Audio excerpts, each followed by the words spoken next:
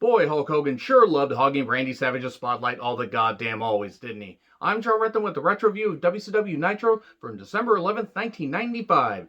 We're a couple weeks away from Starrcade 1995, and my god, if it wasn't for Heenan mentioning that Randy Savage was a world champion, Bischoff and Mongo were so far up Hogan's ass, it was fucking amazing. I know they paid a small fortune to get him to come to WCW, and he got a really great goddamn deal, and he did get them a lot of big ratings and a lot of big publicity, because Hulk Hogan was still, at this time, one of, if not the biggest star in professional wrestling. But goddamn, you had so many great talents, including Randy Savage, who was the world champion at the time. But nope, Hulk Hogan, Hulk Hogan, Hulk Hogan. It was fucking embarrassing.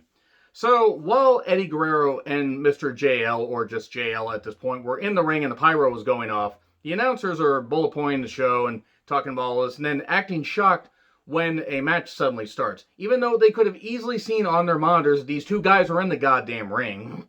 And then they have a good match. It was what it was. The JL gimmick is fucking stupid. He would go on to be Jerry Lynn and be used a lot better, especially in ECW and TNA. We don't talk about his WWE run because he really didn't get to do all that much, that is. And eventually, Sunset Flip pin 1, 2, 3. Eddie Guerrero gets the victory. Nice little match, though. Well paced. And then we get a promo with Jimmy Hart doing most of the talking, though Lex Luger did talk, and that's when I wanted to change the channel.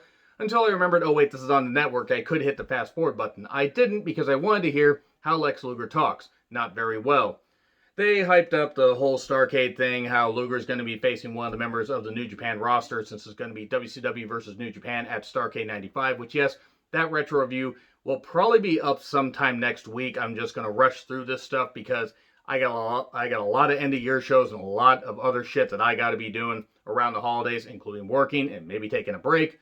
So that's why you're going to get a lot of retro reviews, including this one and the following, Nitros and Starrcade, and then taking a little bit of a break. And I also want to say right now, I'm debating whether I'm going to continue to review or retro review WCW in 1996. I might. I'm not sure though. I might just take a break from it. You guys let me know in the comments if you want me to continue. I might even put up a poll on Twitter later in the year to see if people want me to continue. So anyway, Disco Inferno versus Paul Orndorf. Battle of the really bad themes and poor Paul Orndorf. That's hard to say. What the fuck did he do to deserve this? He gets a side suplex, gets a victory, 1, 2, 3. So at least he won. He got his feet on the ropes. Not that he should need his feet on the ropes to beat Disco Inferno. And then we get a Horseman promo. Pillman yelling a lot. I mean, he was really yelling a lot and killing time until Orndorf came out and said he could have been a Horseman, but if he wants to carry his bags, okay, that is what it is. Pillman fires back with, well, you've reached a high level of mediocrity. And then, Pillman's knocking him, and he's like, well, I can start to beat you up. He starts to beat him up, and that's a 3-on-1 mugging. This is when Orndorf had a lot of neck issues, though, and this angle was done to right him also. He could get surgery, and also he would have to retire. Spike pile driver on the concrete, and then he would be a trainer, like he would still be part of WCW, but he just wouldn't be wrestling because he was a liability. They didn't want him to actually be paralyzed. He was having the atrophy issues due to his, the pinched nerve, and those would actually fucking persist, especially in 2001. If you take 2000 when he suddenly came back around, I think it was Super Brawl 2000, no, Fall Brawl 2000, take a look at his arm. He was still in great shape, but he was fucking washed at that point. It really is sad to see. So anyway, back from the break, Heenan's checking on him, and in the meantime, they play Luger's theme for about 2 goddamn hours. He comes out with Jimmy Hart versus Hacksaw Jim Duggan. And then they cut back to Orndorf being stretchered off and taken to an ambulance. Very awkward spot where Jimmy Hart grabs Duggan's wood. Have fun on seeing that. He tries to tape his fist and then gets racked and gets beaten. Not the only time we see Luger. We then get Savage cutting a promo talking about facing the Giant and his 2 matches at Starrcade. He's going to face Tenzan. Yes, the same Tenzan that is mentoring Master Wato currently. And also his title defense at Starrcade. But first, he's got a title defense against the Giant next week. And then we get Flair and Arn versus Hogan and Sting. Boos for Hogan. There were some cheers, but there were still some boos because people were starting to turn on him. Big fight field was given a lot of time.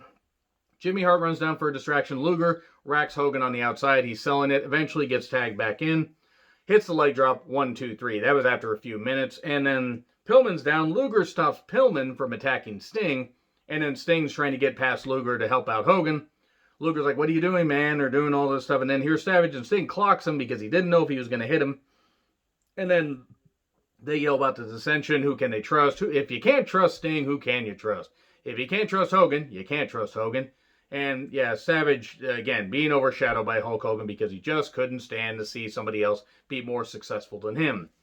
And then the announcers bullet point the show for next week. So yeah, that's pretty much it right there. Not a bad show. But yeah, 2 more episodes of Nitro and then Starrcade 95.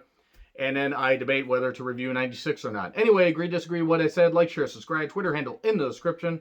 I'm John Ritlin. I'll see you soon.